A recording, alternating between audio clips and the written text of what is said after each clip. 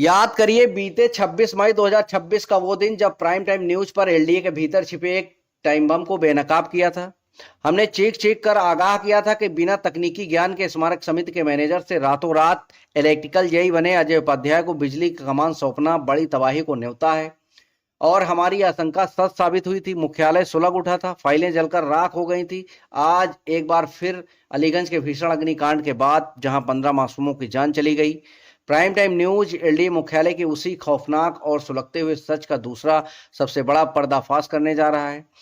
शीर्षक बहुत साफ है, अलीगंज अग्निकांड के बाद भी नहीं जागा एलडीए। मुख्यालय के भीतर ही बंद पड़ा है फायर सिस्टम, कबाड़ घर बने जीने और ट्रांसफार्मर में ओवरलोड का टाइम बम।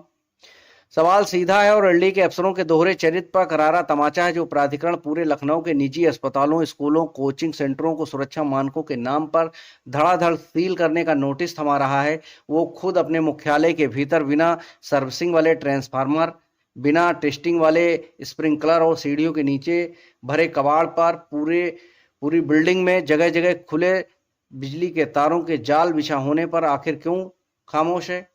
दूसरों को कानून सिखाने वाले साहब खुद कानून की धज्जियां क्यों उड़ा रहे हैं? बिजली विभाग की खुली लापरवाही का अकाट तकनीकी साक्ष्य देखिए। 26 मई को लगी आग के बाद भी एलडीए ने कोई सबक नहीं लिया।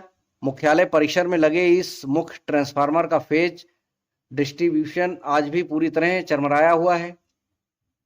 3 फेज होते हैं, आर, वाई और बी, लेकिन यहाँ लोड का संतुलन ऐसा है कि किसी तार पर आधाधुंध ओवरलोड है तो कोई फेज पूरी तरह जीरो है। इसी फेज असंतुलन की वजह से भयंकर स्पार्किंग हुई और नीचे की घास तक जल गई। नियम कहता है कि हर साल इस ट्रांसफार्मर की कम से कम 2 बार सर्विसिंग और आधिकारिक सीलिंग होनी चाहिए, लेकिन जब से यह लगा है इस पर कोई सील नहीं लगी। यह वही गैर तकनीकी लापरवाही है जिसके चलते मई में फाइलें जली थी और आज यह ट्रांसफार्मर फिर एक बड़े धमाके का इंतजार कर रहा है।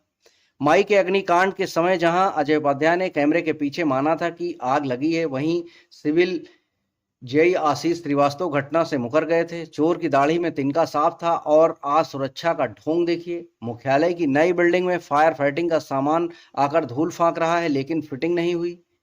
पुरानी बिल्डिंग में अलार्म बजता है, लेकिन आग बुझाने वाला ऑटोमेटिक स्प्रिंकलर सिस्टम काम करेगा या नहीं, इसकी कोई टेस्टिंग नहीं हुई। सीढ़ियों के नीचे सुरक्षा इंतजामों की जगह जगह कबाड़ का अंबार भरा पड़ा है। एक छोटी सी चिंगारी और पूरा एलडीए मुख्यालय हवन कुंड बन जाएगा। मुख्यमंत्री योगी आदित्यनाथ के जीरो टॉलरेंस वाले सूबे में 26 मई को फाइलें जलने के बाद भी एलडीए मुख्यालय के भीतर आयोग, तंत्र और तकनीकी अनदेखी का ये खेल बस्तर जारी है। मासूमों की जान लेने वाले अलीगंज अग्निकांड के बाद भी एलडीए का ये रवैया आपराधिक जैसा है।